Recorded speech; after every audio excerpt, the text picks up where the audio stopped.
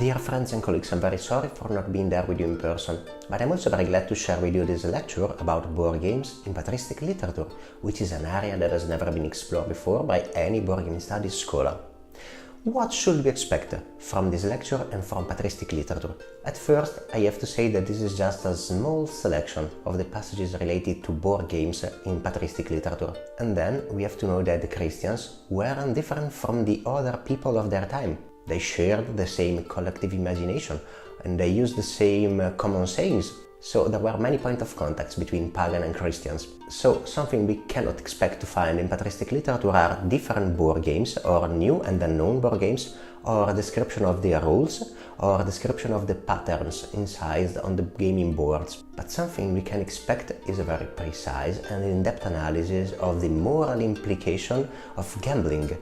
About this fact, I have to say that the consideration of the early Christian writers about gamblings isn't different from the one of Cicero or from the one expressed by several Greek authors or even by the Babylonian Talmud. So, Christians were definitively people of their time, and now we are going to analyze their literature according to this perspective. And now let's speak about the common traditions. We have to say that the relation between Christianity and board games didn't start well, as we can easily understand by the reading of those two passages. When the soldiers had crucified Jesus, they took his clothes and divided them into 4 shares, a share for each soldier. They also took his tunic, but the tunic was seamless, woven in one piece from the top down. So they said to one another, "Let's not tear it, but cast lots for it to see whose it will be," in order that the passage of the scripture might be fulfilled that says, "They divided my garments among them, and for my vesture they cast lots." This is what the soldiers did. With this premise, one will assume that at least the Christians of the very first period refused and rejected any kind of practice that required randomizing tools. And so, after Judas' defection, the apostles felt the need to fill the ranks and found 2 possible candidates. Then they prayed, "You, Lord, who know the hearts of all, show which one of these 2 you have chosen to take the place in this apostolic ministry from which Judas turned away, to go to his own place." Well, at that time, the councils weren't still an option, so then they gave lots to them, and the lots fell upon Matthias, and he was counted with the 11 apostles. So the practice of casting lots to decide about matters of extreme importance was quite common among all the culture of the Near East, and is well attested among the Sumerians and also among the Jewish by several biblical passages. This is an example of how the Christians shared the same tradition of the other people around them. And now let's speak about the common sayings. The ancient Greek author Hipponax wrote, "Why do you play me tricks?" And interestingly, he used the word skiraphois, which means dice shaker, to indicate the tricks. And more or less 6 centuries later, Saint Paul writes, "So that we may no longer be infants tossed by waves and swept along by every wind of teaching arising from human trickery, cunning in the interest of deceitful scheming." This passage of St. Paul has been always translated in this way since the very first period and since the very first Latin translations. But the expression human trickery, in fact in Greek, in the original Greek text, is given by the word kubeia ton androphon, which literally means the dice of men. So the word dice was used in the Greek culture to indicate trickery, because of the habits of the gamblers to play tricks among them, to be dishonest. And this has been clearly explained by John Chrysostom in an homily in which he comments this letter of St. Paul. He comes to this figure of speech to point out in how great peril doubting souls are. With every wind, says he, by the sleight of men in craftiness, after the wiles of error. The word sleighs means the heart of gamesters. Such are the crafty whenever they lay hold on the simple sort, for they also change and shift about everything. He here glances also at human life. And to point out the persistence of a common saying within a culture, we can read the first sermon that John Chrysostom gave when he was ordained as a presbyter in the 4th century. He is very stressed because of his first sermon, and he asked the people to pray for him.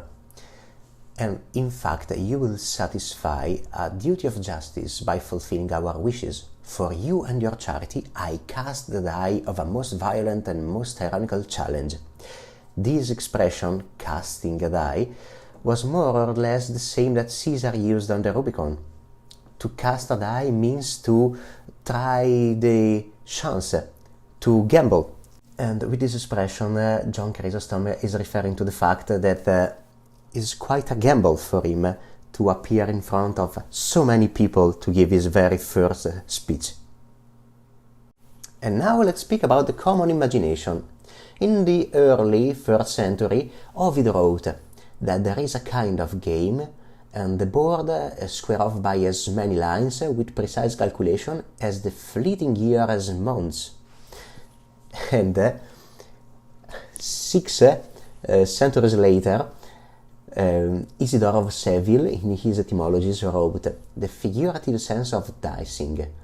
Furthermore, certain dice players think that they perform their art by way of an allegory of natural science, and conceive of it as bearing a certain likeness to natural phenomena. They maintain that they play with 3 dice because of the 3 tenses of the world, present, past and future, because they do not stand still but tumble down. They also hold that the paths on the board are divided into 6 regions for the ages of a human, and in 3 lines for the 3 tenses. Hence they say that a gaming board is marked off in 3 lines. So, in the 6th and 7th century, this idea that the board could represent the year or the time, and the board is most probably the same. They are referring most probably at the same game. So, the popular interpretation of this game never changed. And sometimes Christian authors had to deal with very strong and very persistent figures of the common imagination, legendary figures of the common imagination. We all know the history of Romulus and Remo and the she-wolf, and something that we might not know is that among the Romans there were another legend in which the she-wolf, she wasn't an animal, she was a prostitute, which was called Acca Larentia or Larentina. And for her profession she was also called Lupa, from which the term lupanare comes from, the term that indicates the Roman brothels.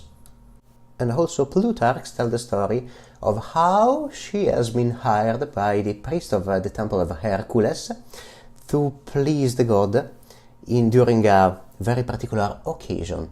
And Tertullian, a Christian author, during the 2nd century AD, so it was more or less contemporary of Plutarch, deals with the same figure of the collective imagination, trying to analyze the history from another perspective and another point of view.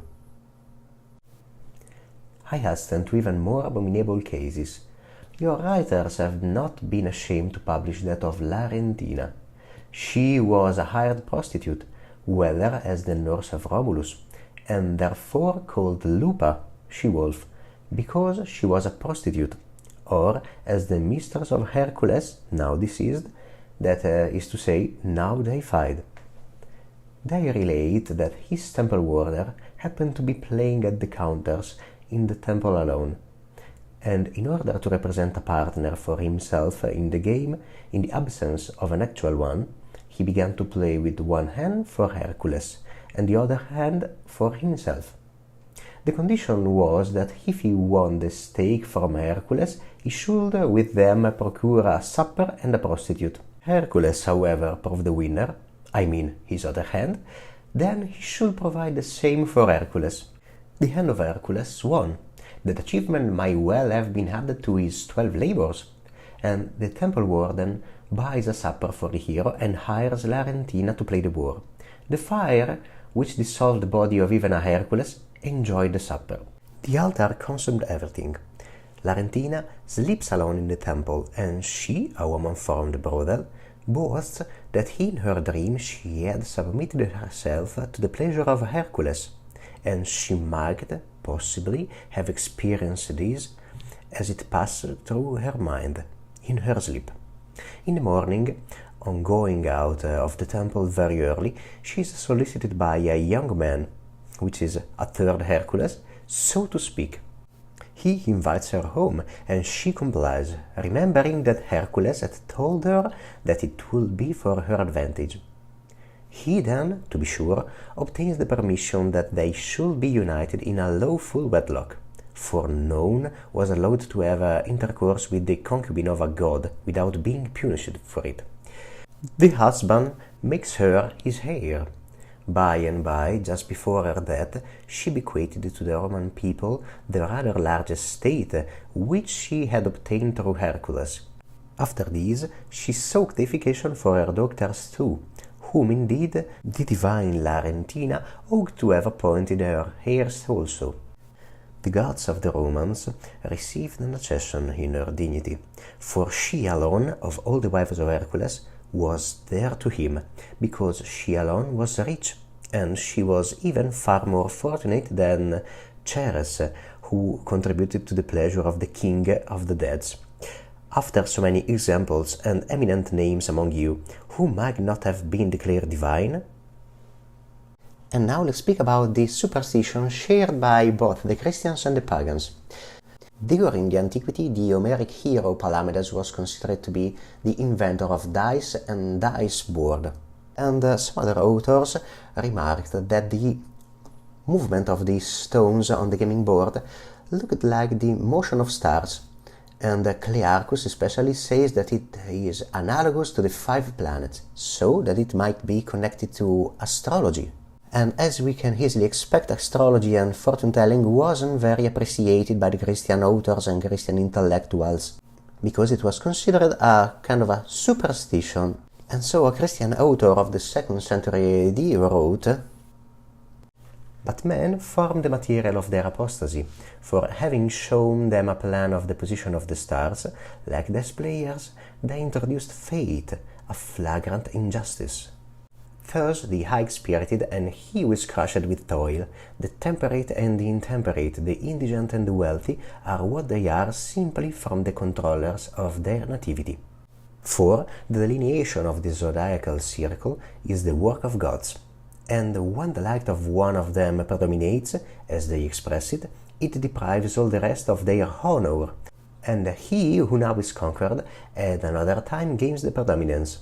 And the 7 planets are well pleased with them, as if they were amusing themselves with dice."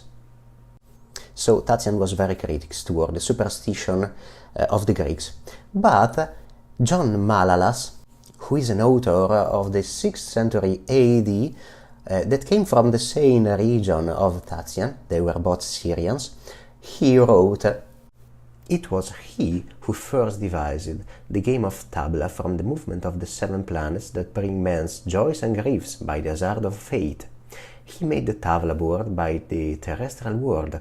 The 12 cases, their number is equal to the sign of the zodiac, and the dice box and the 7 counters in it are the 7 stars, and the tower the 8th of heaven, from which good and evil are distributed to all." So, after such a long time in the same region, John Malalas, who was Christian, he still believed that it was possible to forecast the future, maybe also using a board game.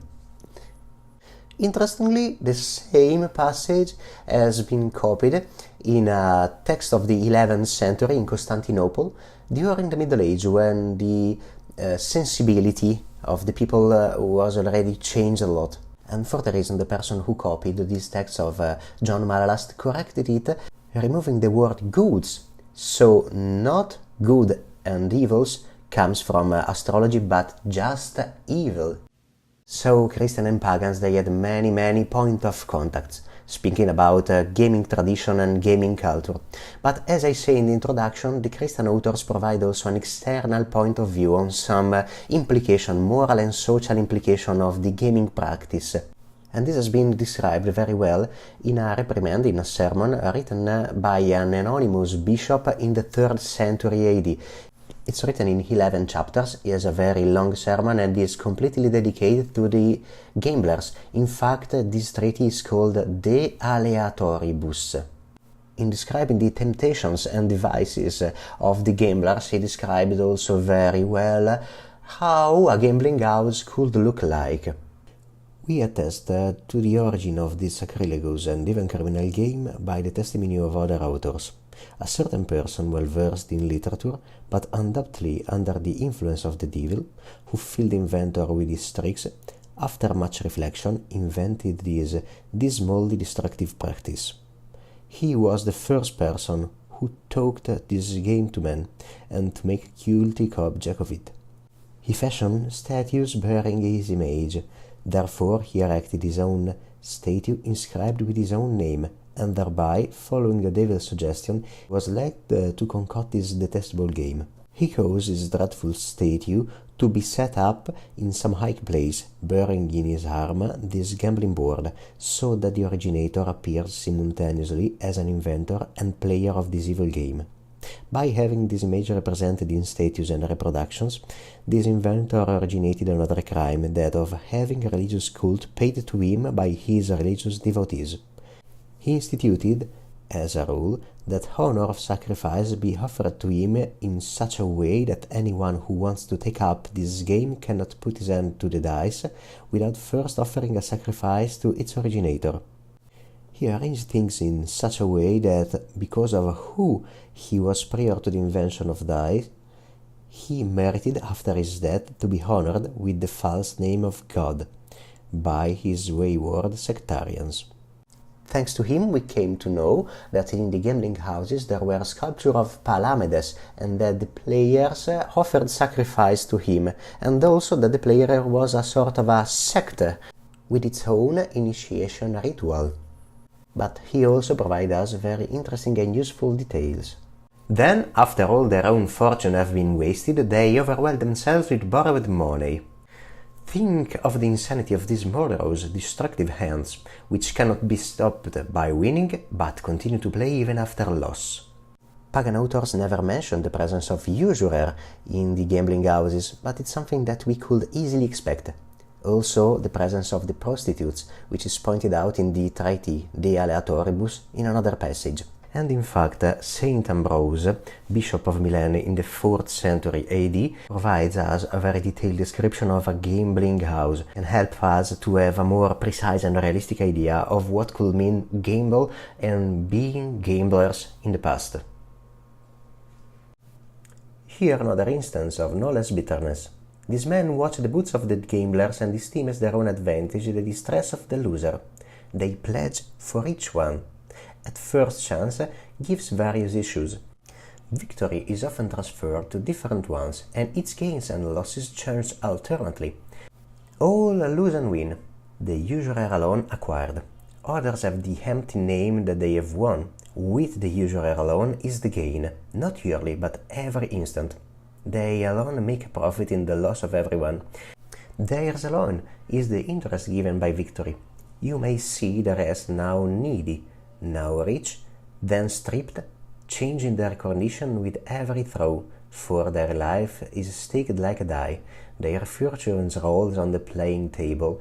A game is made of danger, and danger results from game. So many stakes, so many notice of public sale.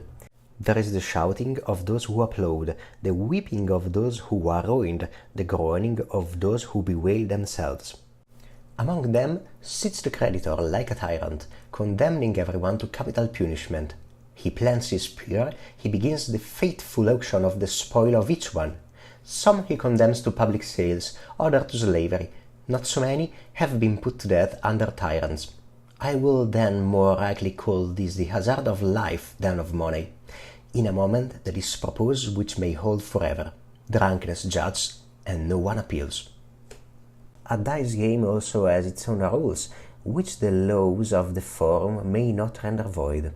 If it can be believed, he is branded with disgrace who thinks he should resist, and the censure of this infamous man brands a deeper opprobrium upon him than the sentence of a court, since those who are condemned before a judge are heroes to the former.